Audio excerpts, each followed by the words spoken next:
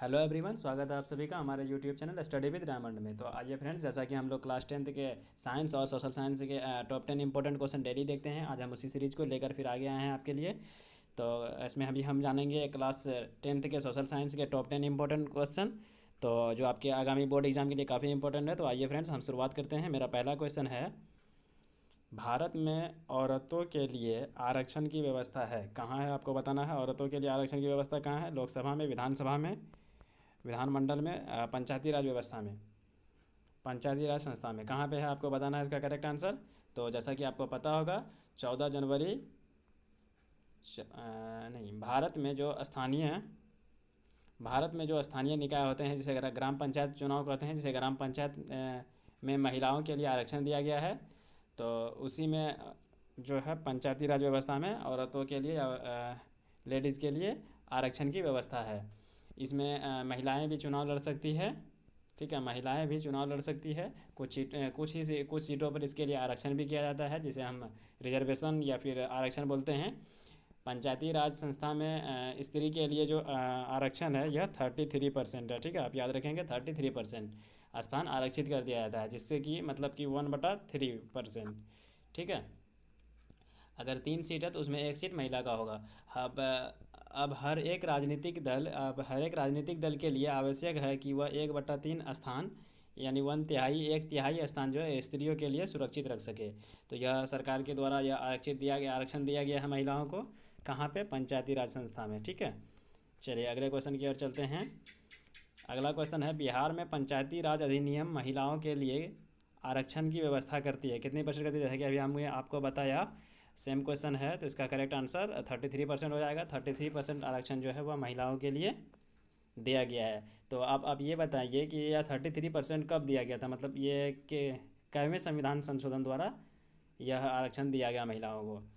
तो यह आरक्षण की व्यवस्था जो है 73वें संविधान संशोधन, ठीक है, 73वें संविधान संशोधन 1992 को किया गया। ठीक है, 1992 को किया गया था। महिलाओं के लिए पंचायत में कितना? 1/3%, यानी कि 33% जो व्यवस्था है आरक्षण की व्यवस्था, यह दिया गया था।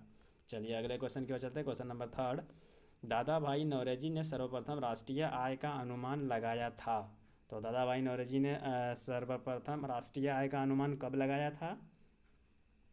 तो 1868 ईस्वी में सर्वप्रथम दादा भाई नौरोजी ने अंग्रेज़ों द्वारा भारत के धन निकासी और सभी भारतीय बैंकों को, सभी भारतीय मतलब राष्ट्रीय आय को उत्कृष्ट किया था, सभी भारतीय नागरिकों के सामने उत्कृष्ट किया था। उन्होंने अपनी एक पुस्तक लिखी थी, पॉवर्टी पॉवर्टी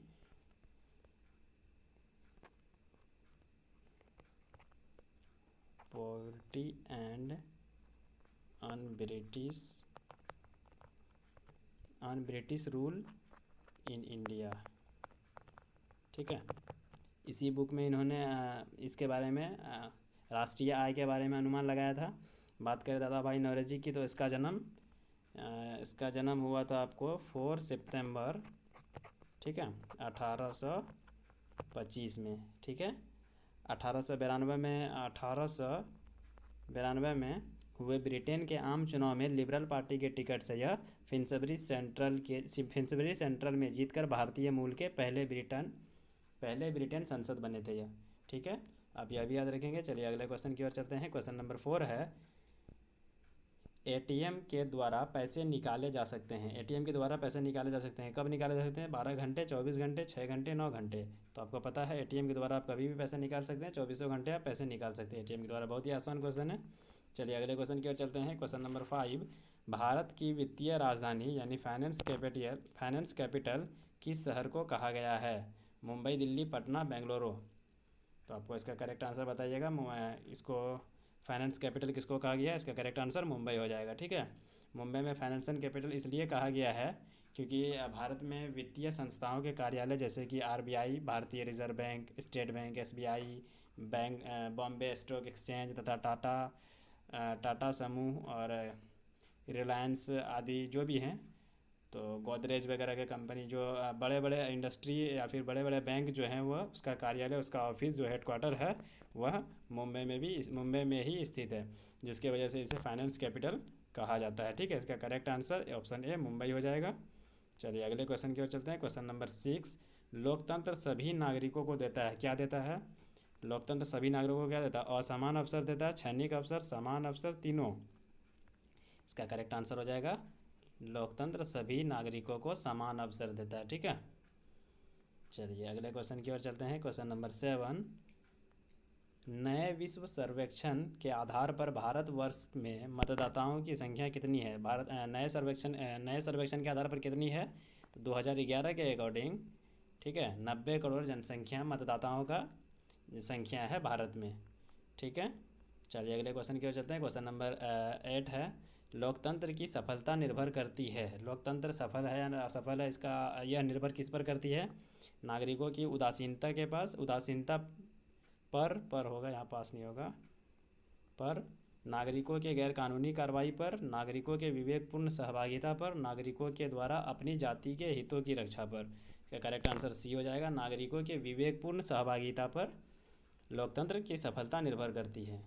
चलिए अगले क्वेश्चन की ओर चलते हैं। क्वेश्चन नंबर 9, योजना आयोग के अध्यक्ष कौन होते हैं? या योजना आयोग के अध्यक्ष होते हैं, कौन होते हैं? ए मुख्यमंत्री, बी गृह मंत्री, सी प्रधानमंत्री, डी रक्षा मंत्री।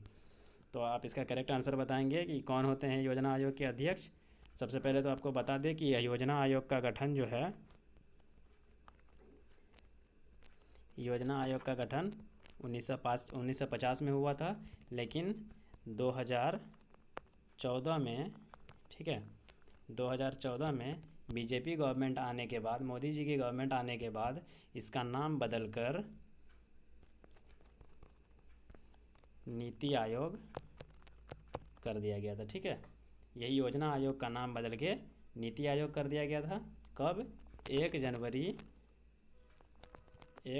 2015 से। जैसे इसका नाम बदलने का जो नाम बदलने का जो यह था वह तो बहुत पहले ही 2014 में ही कर लिया गया था, लेकिन आधिकारिक रूप से जो है वह 1 जनवरी 2015 को लागू कर दिया गया था नीति आयोग नाम से। ठीक है, तो 1 जनवरी 2015 को योजना आयोग का नाम बदलकर नीति आयोग किया गया, यह भी याद रखेंगे। योजना आयोग का गठन पूछा जाता है, योजना आयोग का गठन आप याद रखेंगे 1950, ठीक है, 1950 में योजना आयोग का गठन किया गया था। नाम बदला गया था मोदी गवर्नमेंट आने के बाद, यानी बीजेपी गवर्नमेंट, यानी 1 जनवरी 2015 को आधिकारिक रूप से इसका नाम बदलकर नीति आयोग कर दिया गया। ठीक है, और नीति आयोग जो है वह भारत सरकार के थिंक टैंक के रूप में काम करता है। तो इसका करेक्ट आंसर हमें हो जाएगा। वैसे क्वेश्चन क्या पूछा? अध्यक्ष होते हैं, कौन होते हैं इसका अध्यक्ष?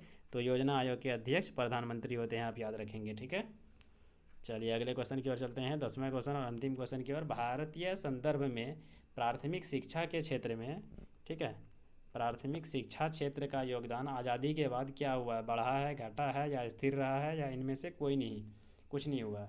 तो यह संसद 2002 में, संसद ने जब 2002 में 86वां संविधान संशोधन किया था, ठीक है, 86वां संशोधन किया गया था, तो इसमें मूल रूप से क्या किया था? 6 से 14 साल के बच्चों के लिए, 6 से 14 साल के बच्चों के लिए मुफ्त शिक्षा के लिए प्राथमिक शिक्षा में मौलिक अधिकार बना दिया गया था। ठीक है, प्राथमिक शिक्षा को, यानी 6 से 21 साल के बच्चे को प्राथमिक शिक्षा का मौलिक अधिकार बना दिया गया था। चूँकि 10 ही मौलिक अधिकार थे तो उसको 86वां संविधान होने के बाद 11 हो गया था। तो 11 नंबर में कौन जुटा था? ये 6 से लेकर 14 साल के बच्चों को प्राथमिक शिक्षा फ्री में दिया जाएगा, उसका अधिकार बना दिया गया था, मौलिक अधिकार। जिसके बाद स्वतंत्रता के बाद भारत में साक्षरता दर 12.02% से बढ़कर, ठीक है, 74.04% हो गया था। ठीक है, मतलब यह शिक्षा के क्षेत्र में तो बढ़ गया था। ठीक है, ऑप्शन बी इसका हो जाएगा, बढ़ गया था। शिक्षा के क्षेत्र में आज़ादी के बाद प्राथमिक शिक्षा बढ़ा था इसका करेक्ट आंसर ऑप्शन बी हो जाएगा। चलिए अगले क्वेश्चन की ओर चलते हैं। नहीं, अगले क्वेश्चन नहीं है। चलिए यहाँ पे हमारा वीडियो समाप्त होता है। अगर आपको वीडियो अच्छा लगा तो प्लीज़ लाइक करें, कमेंट करें, अपने फ्रेंड्स के साथ शेयर करें।